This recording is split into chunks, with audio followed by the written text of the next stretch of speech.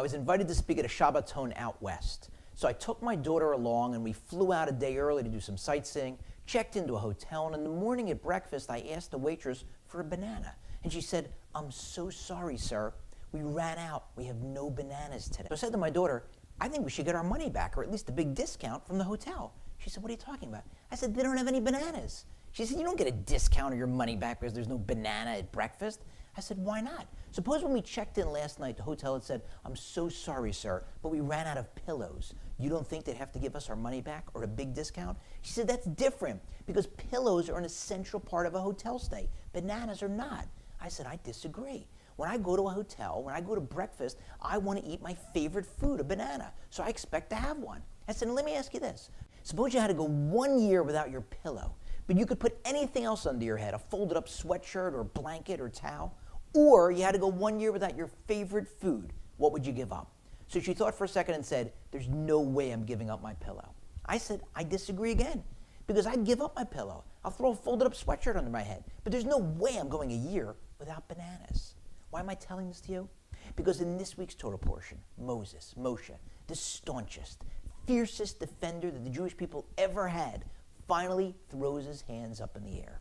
The Jews are complaining about the manna, the miraculous, incredible food that God would make fall from heaven and that would taste like practically anything a person could imagine. But the Jews are saying, "No, we want real meat or fish, and we miss those flavors that we used to have in Egypt, the few flavors that the manna wouldn't taste like cucumbers and onions and melons and garlic." And Moshe says to God, "I can't do this anymore. I can't do it alone.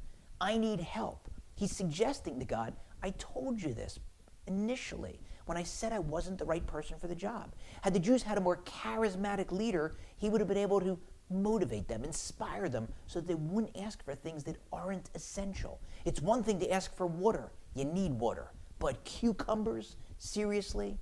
So God says to them, "You need help? You got it. Go choose 70 elders, and I'll give some of your spirit to them, and they'll help you out. You'll be at the head, and it'll be the first Beis-Din." Moshe does some quick math, realizes there are 12 tribes. 6 times 12 is 72, not 70. I'm going to have 2 people that are disappointed. So how can I do this? And he decides to choose lots. He puts 70 cards in the basket that say elder and 2 that are blank. Whichever 2 of the potential elders choose the blank ones won't be chosen.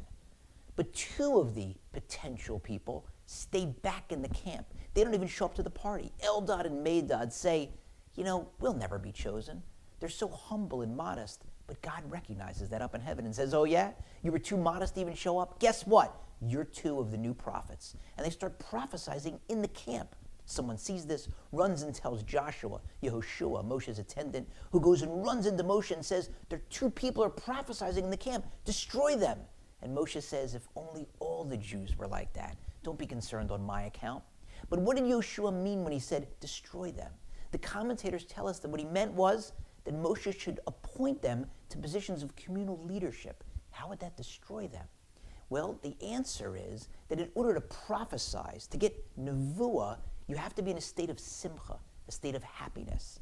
And as anyone who's ever fulfilled a communal leadership role knows, between the aggravation and the complaints and the name-calling and the fighting, it's very easy to get dejected, to be despondent, to not be happy. So Yeshua is saying, make them leaders. They'll get complaints, they won't be happy, and that'll be the end of their prophecy.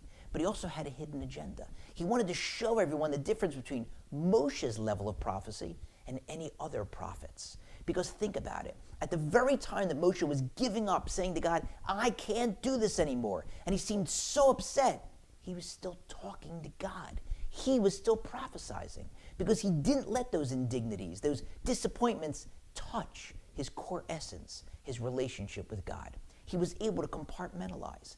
And we have to aspire to do the same. We have to obey God on the sunny days and on the rainy days, on the good days and the bad days, on the easy days and the difficult days. No matter what trials or tribulations or obstacles or hurdles or difficulties, disappointments, setbacks, illnesses, we can't let them touch our core essence. We can't let them impair our relationship with God.